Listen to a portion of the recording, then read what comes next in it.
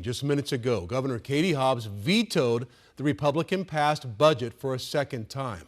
The House now taking the rest of the month of May off, so no action will be taken on the budget until June. And a huge sticking point in the state budget battle with Republicans has been spending on empowerment scholarship accounts, or ESAs. But how much do those ESAs really cost? Craig Harris takes a look. Empowerment scholarships, they will cost over $1 billion this year for about 10% of all Arizona kids. Republicans say they're worth it, and they may even save the state money. So we took a look. This program is not only a good program, it is necessary to be sure that students' needs are met.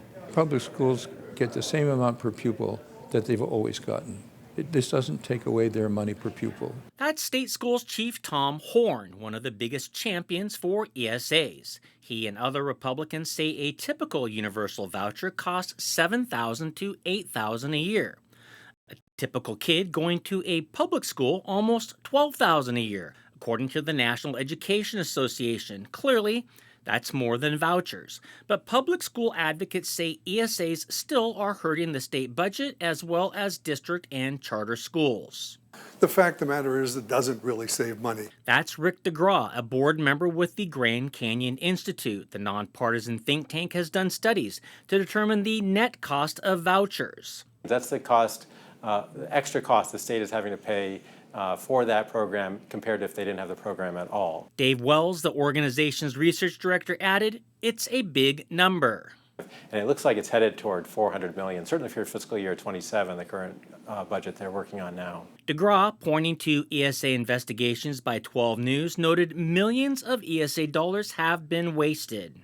But to be spending money on diamond rings, to be spending money on expensive cameras, trips to San Diego, trips to Las Vegas, and other hundreds and hundreds of thousands of things, adding up to $400 million more than you would have spent if those children had been in public schools. The Grand Canyon Institute says that net or new cost largely comes from home and private school kids who were not eligible until the 2022 universal expansion of ESAs.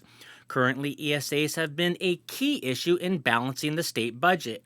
The governor wants an income cap of $250,000 for ESA families. Her office estimates nearly $90 million a year in savings to cut out those top income earners. Republicans, like State Senator John Kavanaugh, says that's a non-starter. Why would you put an income cap?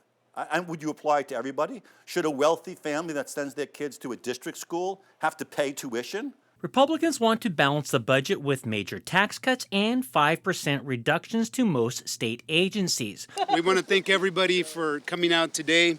On Tuesday, they held a press conference promoting their plan. This is Speaker Steve Montenegro. The House passed this Arizona First budget last week. The Senate passed it on Monday.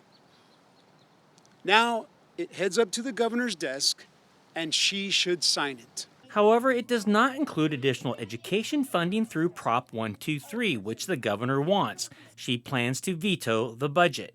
The governor and lawmakers have until June 30th to pass a budget for the fiscal year that starts July 1st.